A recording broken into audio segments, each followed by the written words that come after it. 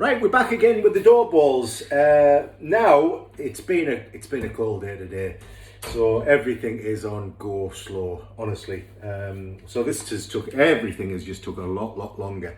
So this is what we're looking to achieve. So everything we floured the top, so hopefully these are not going to stick. We're just going to.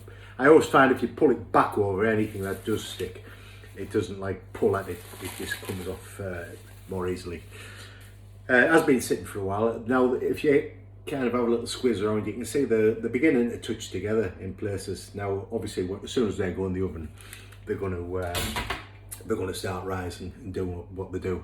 So, what I've got, I've set the oven to 170 fan, which is a little bit cooler than I normally do. I'm not looking for a dark crust. I'm looking for more of a light coloured top. So I'm cooking it slightly longer at a slightly lower temperature, and with all the bread I do, I tend to use a little bit of water. What that does is, I'm not going to throw it on the buns, don't worry about that. It creates some steam inside the oven. So people often ask me the question, so I'm going to make it clear now. Well, where do you put the water? So when I open the oven, you can either do one of two things. You can either have a little tray underneath and pour that into the tray, and the tray is hot so it'll start creating instant steam. Or if you've got like a metal base that's got sort of a bit of a container kind of area in it, which mine has, it's a slight recess, I'm just going to throw it on the base. That's hot and it'll create some instant steam, so it's going to help the bread to bake, which is what we want. So without further ado, get this in the oven. 16 minutes time, we'll have our bread buns and we'll be rocking and a rolling, and it'll be smelling wonderful in here. So this is what it's all been out. All the anticipation, all the wait is for this. So let's get it in, and we'll show you what the result is. So I'm going to throw me water. That's about 150 mils in that one. Bread buns are going to go in the shelf there. I'm going to set the timer for 16 minutes. Set timer for 16 minutes. Oh, honestly. Alexa, set timer for 16 minutes. Whether it's me watch or Alexa, everything answers me back a different way. So that's it, 16 minutes. We'll come back, have a look, and hopefully we'll be rocking and rolling and we'll have some nice buns. Like I said, this is a new recipe.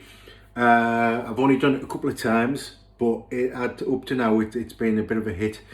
So it's one I'll be sticking with, and like I say, I actually find it's better using this than the enriched dough recipe that I use for the bloomers. Definitely for the bloomers, 100%. I stick with the enriched dough, which the recipe's on there, and I've even gone now to the point of cutting it in half, because they are big bloomers, they're massive. So cutting it in half actually makes it two more manageable loaves, which are good. So we're constantly evolving.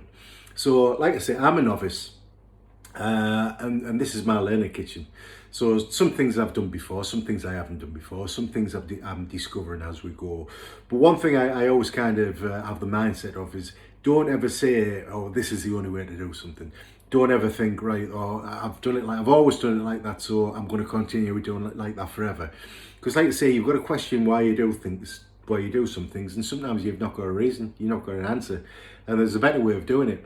But if you've got the mindset, well, I always do it that way, you know, my auntie Flo always did it that way, and mum always did it that way, it might be great to have kind of something passed down and everything like that, but it doesn't mean to say it's always right. So because you've always done something doesn't mean it's always the right thing. So I question all the time, and if I can do something a better way, I'll do a better way. If I try something I think, well, that's not quite as good, then I revert back. But I've just been doing it with some sourdough, because I'm in the learning curve with that. So I'll be doing that very shortly, some sourdough. But I'm doing a little bit more experimentation, and I'm getting there, and I'm discovering, like, people have different ways of doing it, and it's not making any difference. So what I'm discovering, I'm trying different methods, different ways, different this and that, and as soon as I kind of in a position where I can, knock them out consistently, which I'm at that point pretty much now, I think. Just a bit more tinkering, then I'll come back and we'll go through the process together. We'll do a starter from scratch, and we'll go from there. But honestly, just to demystify anyone that's thinking about sourdough, oh, it's way too complicated. I'm like I say, I kind of apply me mindset to something and try to strip away all of the superfluous stuff, the stuff that's not necessary, the stuff that doesn't really make any sense. And there's a lot of information out there that just muddles you up, and it's useless, to be honest. Because I practically want to know what happens if I do this, what happens if I do that. You know, I'm not really too fussed if, you know, it was raining last Thursday, so it might affect me sourdough next Wednesday. You know, it's that sort of mindset. And yeah, some things we can't change, some things will affect it, but we'll simplify it, strip it all back, and hopefully we'll have you making some sourdough. Like I say, if I can do it, you can do it. Simple as. It's just going to be a straightforward process. So that's it. We'll wait for these to come out, and hopefully it'll be worth the wait. Well, I'm saying I know it'll be worth the wait, and I'm sure you'll agree when you see them. So see you shortly. It could have been even more shortly because I've waffled again, haven't I? I was only putting buns in the oven, honestly. Right, so we'll see you very soon. So bye for now.